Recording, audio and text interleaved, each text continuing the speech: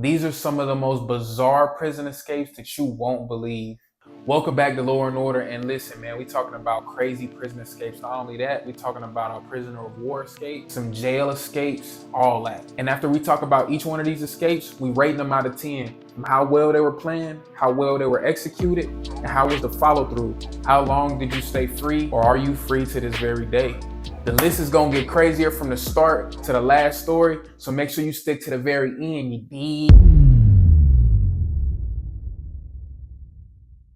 John Dillinger was an outlaw in the 1930s, real gang leader. Now, he robbed a bank in Indiana in January 1934, ran off with 20 bands, and ended up popping a police officer on his escape. 11 days later, him and his crew was arrested in Arizona, and they sent John Dillinger back to Indiana. John Dillinger is a famous outlaw at this point, and they sent him back to Lake County Jail in Crown Point, Indiana to be held. A lot of people were calling for him to go to the state penitentiary because it was more secure. But old Sheriff Lillian Holly of Crown Point, she was talking mad shit, saying that, hey, look, John Dillinger good over here in my jail. There's no way he could escape. John Dillinger was over there talking shit in the press saying, look, it ain't no way y'all can keep me in here. So boom, not long after John Dillinger's in here, he escapes using a fake gun carved out of wood. I shit you not, bro. This is how incompetent this jail was. Wood carved to look like a gun, blackened with shoe polish, and John Dillinger ended up walking clean out of that jail. He had the help of another inmate named Herbert Youngsblood, and together they confined these officers and had a car waiting on them with real Tommy guns. John Dillinger grabs a real gun, points it at the officers, starts laughing, and they drive off. Dillinger and Youngsblood parted ways in Illinois. And 2 weeks later, Youngsblood had a shootout with the police and was killed. Now, John Dillinger didn't last too much longer. A few months later, right after walking out of the Biograph Theater in Chicago, the feds shot him dead. For this one, man, listen, the planning on this, I honestly don't think is very good. I mean, how many jails in America could you really walk out with a fake gun? Now, obviously, there was some bribery into this, but I just really don't think this is working more times than not. For this plan, I'm giving it a 2 out of 10. It sounds stupid, even though it worked. Execution, I'll give the execution a 10 out of 10, because to be able to have a wooden carved gun and be that intimidating enough to have it work, whatever the case is, I can't really say nothing against that. Follow through, I'm giving it a 2 out of 10. How do you escape from jail? You know you killed a police officer, you did all these other things, and I believe John Dillinger escaped somewhere else too. Why are you just in the movies at one of the most famous theaters in America? It's just a famous landmark. What are you doing there? You're an outlaw, convict, wanted felon, escapee. Follow through, not very good. Just because he lasted a few months, I'll give him a 2, but that's as high as I'm going. On May 16th of this year, 2025, 10 inmates escaped Orleans Parish Justice System in New Orleans. These boys escaped through a hole in the wall behind a toilet, writing "Too Easy" LOL smiley face on the wall before dipping out, jumping over a barbed wire fence. I mean, you can see on the security camera footage, they're like laughing, happy-go-lucky. They really like walked out of this jail super easy. But what happened to these 10 guys? Did they get away with it? The day of the escape, 3 men were caught. Robert Moody, DeKennon Dennis, Kendall Miles, all in nearby neighborhoods. On May 19th and 20, Corey Board, Gary Price were caught not too far in an apartment complex. On May 26th, they got 3 of them. Linton Van Buren caught sitting on a bench outside of the department store. Leo Tate and Jermaine Donald got caught together in an SUV after a high-speed chase with police. And all we had left at this point was Derrick Groves and Antoine Massey. Now, Antoine Massey, heavily face tatted, he was looked at to be the ringleader of the whole escape. A lot of people on Twitter I seen, they were rooting for these guys to stay free or whatever, you know what I'm saying? People were putting over-unders. I damn near thought this was going to end up on FanDuel with how people were talking about it. However, in June of 2025, police received an anonymous tip. Antoine Massey got caught at an Airbnb in Holly Grove, about 2 miles from the jail. Derrick Groves, as of today's recording of this video, has not been caught yet. You tell me in the comments, do you think Derrick Groves is going to get away with this escape and stay free? Or is he going to go get caught like the other 9 folks? For planning on this, I'm giving it a 1 out of 10. This is more of the jail's incompetence, really the structure, I guess, of the facility. You shouldn't be able to just make a hole in the wall. Like, it really was too easy, like they said. So planning, I mean, it's a 1 out of 10. It wasn't an elaborate plan. Execution, I'm giving it a 2 out of 10, honestly. Like, you just went through a hole in the wall, you climbed the fence. I mean, you were laughing on the security cameras. You just really, your execution wasn't anything special. Follow through, super low. I'm giving it a 2 out of 10. The only reason you don't get a 0 is because Derrick Rose is still going. And Antoine Massey, it did take a little while for him to be caught, I guess. But it's looking like it's over with. As soon as Derrick Rose gets caught, if he gets caught, it's getting a 0 out of 10. Oh my gosh, now we getting into some real escapes. Stalag Luft 3 was a prisoner of war camp in Germany, and at its peak, it held 12,000 prisoners. It was known to be escape-proof. No way you could get out of it. See, around the camp, they had 2 sets of barbed wire fences, 6 feet apart from each other, and in the middle, it was more barbed wire fencing on the ground. So that in itself is a task trying to get over these fences. But before you could even do that, they had trip wires, warning wires before you even get there. And if you set one of those off, guards in the guards towers will shoot you on the spot. And even if you avoided the tripwire, got over the fence without being spotted, there was 100 feet of no man's land before you get to the woods. I'm talking about just bare, just plain area, open area, no cover. And these guards are going to see you for sure.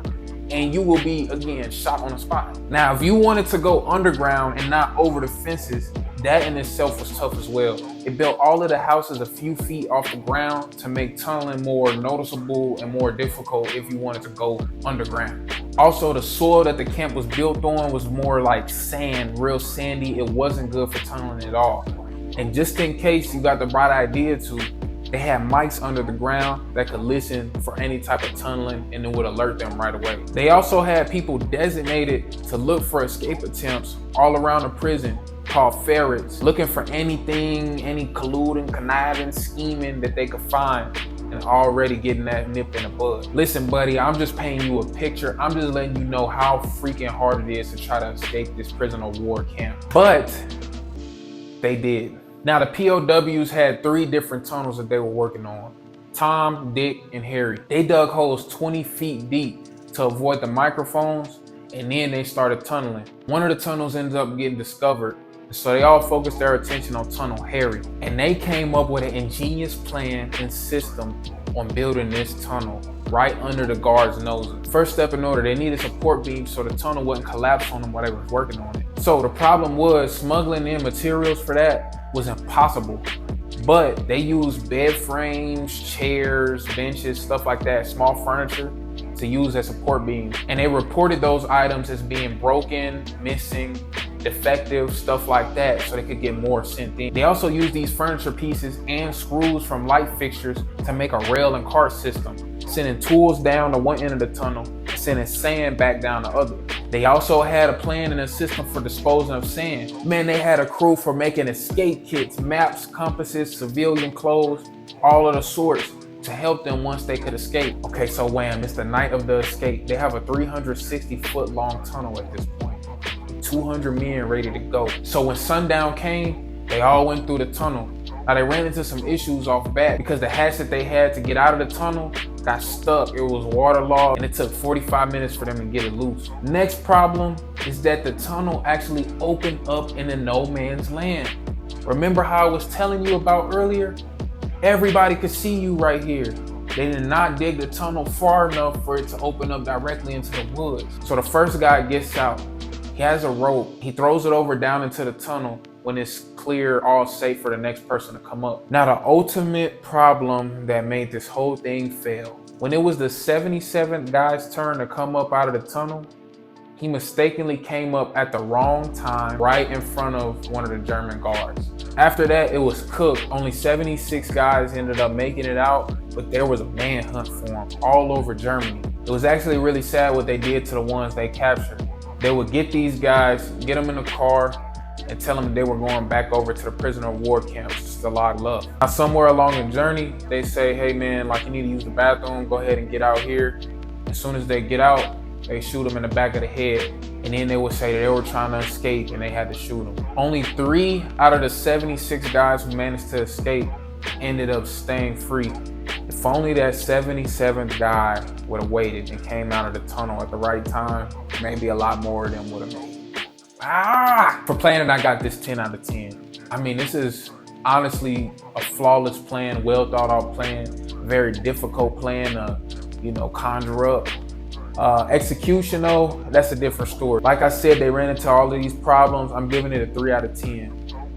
From the hatch not being able to open, from it opening up into no man's land, from the 77 guys screwing it all up. Now for follow through, unfortunately, I have to give it a 1 out of 10. It really should be almost a 0, but 3 guys did make it and escape scot-free.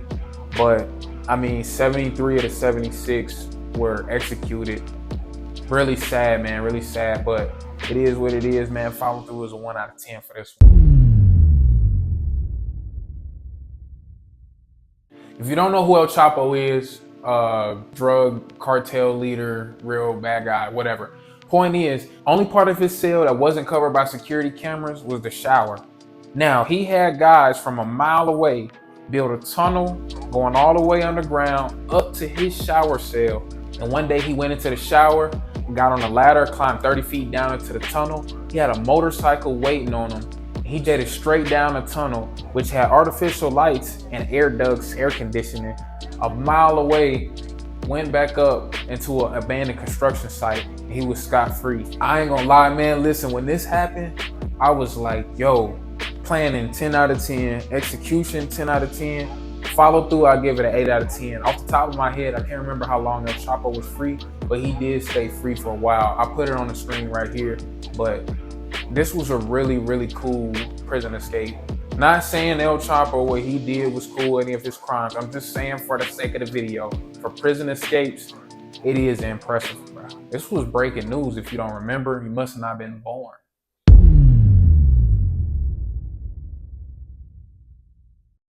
Renaud Flambard was a guy back in medieval Europe who worked for King Rufus of England. When King Rufus died, he ended up being imprisoned by new King Henry I of England into the infamous Tower of London, a spot where a lot of prisoners were taken and basically never seen or heard from again. Renaud Flambard, though, he was the first ever prisoner in the Tower of London and also the first ever escapee from the Tower of London. Listen, man, you gotta think, if the king locks you up in the infamous Tower of London, I know it has to be a grand escape plan, like genius level things to get out of here. No, it wasn't. All he did was get the guards drunk, slipped out, and was on his merry way. Real talk, bruh. Somebody ended up dropping him off some wine, and he gave it to the guards, got him drunk, and just dipped out, After Renaud Flambard escaped, he ended up linking with King Henry's brother, Robert, who wanted to claim the throne for himself. Now, what Flambard did was put a battery in Robert's back and was telling him, that throne is yours, man. You gotta go get it. Now, Flambard, I mean, listen, England was his home. I honestly think he was just trying to do whatever he could to get back there. You can't be living in exile like that. I mean, you probably get real depressed. Anyway, Robert does invade England, but like a week or two later, they end up signing this treaty, and Robert basically waved the white flag and abdicated his claim to the throne. And Flambard, as a part of this treaty, was pardoned. And he could just go about his merry way, having a life in England again. A lot of historians seem to agree that Flambard was the main catalyst behind this treaty. He was the reason this treaty was signed, but he was definitely the main catalyst behind Robert going back and invading England and trying to get the throne back. So Flambard really, his planning, I guess, for his prison escape was beyond actually escaping the Tower of London. He was thinking of like the bigger picture. You get what I'm saying? Now, that being said, for planning, actually the part about getting guards drunk and just climbing down a rope out of the Tower of London like he did, that's a 0 out of 10, bro. Real talk. I mean, imagine like you could try that 1,000,000 times in today's world. This does not happen. You dig? Well, like if you were in a cell and your cellmate brought that plan up to you, you tell them shut up and go to sleep. So execution, 7 out of 10. I just can't give it no more than that. Like, I mean, you really didn't do too much. So now follow through, 100 out of 10, bro. I mean, linking up with the king's brother that imprisoned you, putting a battery in his back to go back and almost start a war just to get yourself pardoned in a inevitable treaty that came from it. That's elite follow through. The best we gonna see on this list. 10 out of 10, 100 out of 10, 1,000 out of 10, man. Come on now.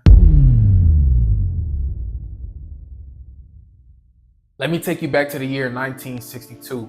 Alcatraz prison is known as one of the most hardest, toughest, inescapable prisons of the world. All of the bad guys get sent here, and you ain't getting out once you get there. 20-foot barbed wire fences and 6 watchtowers if you could even get out of the prison wall. And if you got past those fences and watchtowers, you had the San Francisco Bay, a mile of it, back to mainland San Francisco, and it was treacherous, dangerous waters, crazy currents, man. You ain't making it, bro. This takes us to Frank Morris and the Anglin brothers, John and Clarence. Frank Morris was a seasoned criminal and a seasoned escape artist. He had escaped a few jails and prisons before this, known as the Houdini of the prison system. Now the Anglin brothers, they were okay criminals.